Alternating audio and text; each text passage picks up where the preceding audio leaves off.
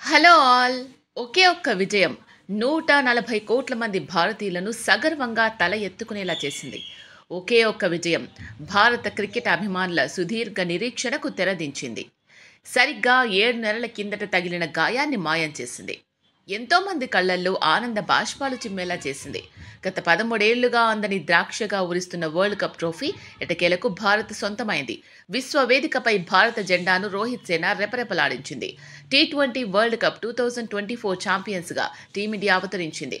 బార్బోడస్ వేదికగా జరిగిన ఫైనల్లో దక్షిణాఫ్రికాను ఓడించిన భారత జట్టు రెండోసారి టీ20 వరల్డ్ ట్రోఫీని ముత్తాడింది. 2007లో తొలి టీ20 వరల్డ్ కప్ను ఎంఎస్ ధోని అందించగా ఇప్పుడు రోహిత్ శర్మ 17 ఏళ్ల తర్వాత భారత్ను విశ్వ విజేతగా నిలిపాడు. ఆఖరి వరకు అభిమానులను మునివేళ్లపై నిలబెట్టిన ఈ తుది పోరులో 7 పరుగుల తేడాతో టీమిండియా విజయం సాధించింది. 177 పరుగుల లక్ష్యంతో బరిలోకి దిగిన దక్షిణాఫ్రికా 12 పరుగులకే 2 వికెట్లు కోల్పోయింది.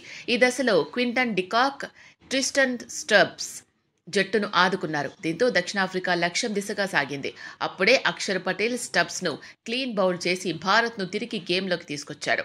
అయితే స్టబ్స్ అవుట్ అయిన తర్వాత క్రీజ్లోకి వచ్చిన క్లాసెన్ డికాక్తో కలిసి భారత బౌలర్లపై ఎదురు దాడికి దిగాడు. సిక్సర్ల వర్షం కురిపించాడు.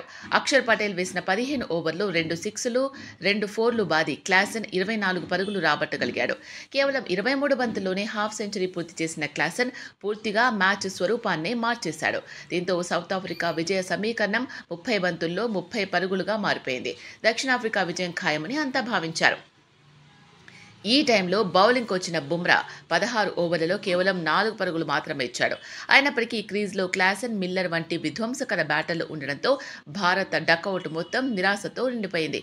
ఈ క్రమంలో బౌలింగ్కు వచ్చిన హార్దిక్ పాండ్యా అద్భుతం చేశాడు. ఆకాశమే హద్దుగా చెలరేగి ఆడుతున్న క్లాసెన్ను పాండ్యా సంచలన బంతితో బోల్తా కొట్టించాడు. అయినా మిల్లర్ ఇంకా క్రీజ్లో ఉండడంతో భారత అభిమానుల గుండెల్లో రైళ్లు పరిగెత్తాయి. ఆ ఓవర్లో పాండ్యా వికెట్తో పాటు కేవలం 4 పరుగులు మాత్రమే ఇచ్చాడు.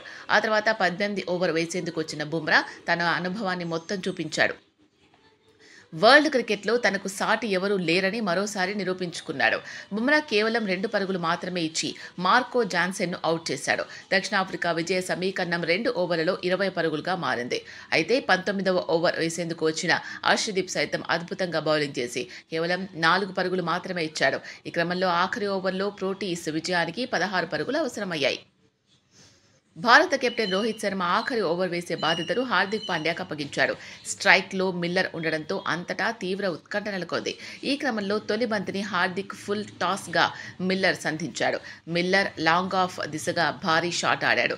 దీంతో అది భారీ సిక్సర్ అందరూ భావించారు. కానీ లాంగ్ ఆఫ్లో ఉన్న సూర్యకుమార్ అద్భుతం చేశాడు. బౌండరీ లైన్ అవతల పడే బంతిని సూపర్ మ్యాన్లా క్యాచ్ అందుకున్నాడు.